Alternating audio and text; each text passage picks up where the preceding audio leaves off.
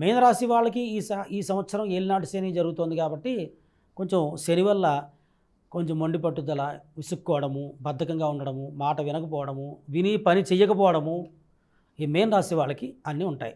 అయితే ఈ మీన రాశి రీత్యా శనికి కంపల్సరీగా మనం తప్పనిసరిగా జపహోమాలు చేయించి శనికి సంబంధించినటువంటి పూజా కార్యక్రమాలు అన్నీ చేసిన తర్వాత శనికి 19,000 ప్లస్ 8,000 అంటే 19, 7, 8 27,000 జపం చేయించి ఆ తర్వాత శనికి హోమం చేయించండి, మహామృత్యుంజయ హోమం చేయించండి. అలాగే మెయిన్ రాశిలో చదువుకునే వాళ్ళు ఉంటారు, ఉద్యోగం చేసే వాళ్ళు ఉంటారు, అందరూ ఉంటారు కాబట్టి వీళ్ళందరికీ కూడా సుదర్శన హోమం కూడా చేయించండి. తప్పకుండా శత్రు వినాశనం పోయి వీళ్ళ ఆరోగ్యం బాగుంటుంది. ముందు అదే మనస్తత్వం చాలా బాగుంటుంది.